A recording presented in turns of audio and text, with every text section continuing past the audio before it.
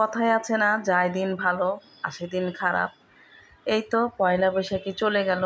বৈশাখ মাসে যত ঝড় বৃষ্টি হওয়ার কথা, কিন্তু ঝড় বৃষ্টি তো বৈশাখ মাসে কোনো হচ্ছেই না।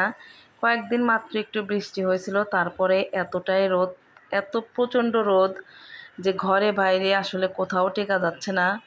তারপর আমরা যেহেতু গৃহিণী, আমাদেরকে রান্না বান্না করতেই হয়, বেশিরভাগ টাইম আমাদেরকে রান্নাঘরেই থাকতে হয়। তো আসসালামু আলাইকুম, কেমন আছেন সবাই? আশা করি সবাই ভালো আছেন। এই গরমে কোনো ভিডিও করতে ইচ্ছা করতেছে না। তো যেহেতু আমরা ছোটোখাটো একজন কন্টেন্ট ক্রিয়েটর, আমাদেরকে কিন্তু অনেক সময় অনেক ভিডিও করে আসলে রিজার্ভ হিসেবে রেখে দিতে হয়। কোনো সময় আমি ভিডিও করার সময় পেলাম না, তখন গ্যালারি থেকে একটা ভিডিও নিয়ে এডিট করে আপলোড করে দিলাম আর কি।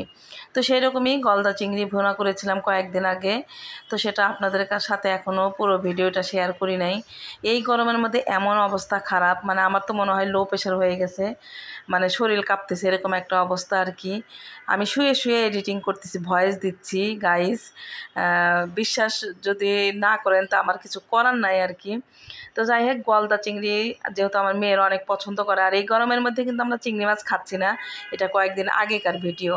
এই গরমের মধ্যে হচ্ছে শাক সবজি ঠান্ডা জাতীয় খাবারগুলোই বেশি খেতে হবে।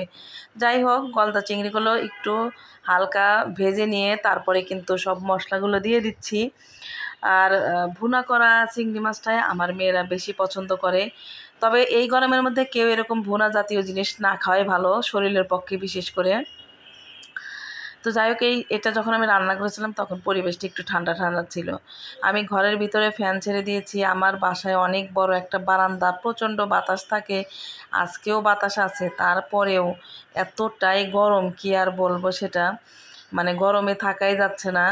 কারণ কী করব, ঘরের বাইরে যেও আবার থাকা যাবে না। মেয়ে আজকে কোচিংয়ে যায়নি গরমের কারণে, তাই আর জোরও করিনি যে কোচিংয়ে যাইতেই হবে। তো যাই হোক, এই হচ্ছে গরমের অবস্থা। গরমের মধ্যে আমরা তো গ্যাসে রান্না করি, ছোট্ট একটা রান্নাঘরে।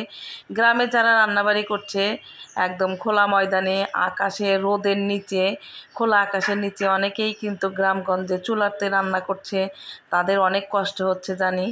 তবে সেগুলো মনে করেই আমাদের কথা চিন্তা করলে মনে হয় আমরা অনেক কষ্ট কম করছি।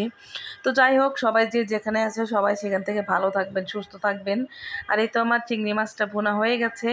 চিংড়ি মাছ ভুনাটা কেমন হইলো অবশ্যই কিন্তু কমেন্টে জানাবেন। আর গরমের মধ্যে সবাই একটু বেশি বেশি করে শরবত খাওয়ার চেষ্টা করবেন, যেমন বেলের শরবত, তারপর তরমুজের শরবত। তো যাই হোক, আমারও রান্না মোটামুটি শেষ। আর এই তো বিকালের নাস্তা করার জন্য একটু লাচ্চা সেমাই রান্না করে রাখলাম, বিকালে বা সন্ধ্যার সময় পরিবারের সবাই মিলে খাওয়া হবে। তো আজকে এই পর্যন্তই, ভালো থাকবেন সবাই।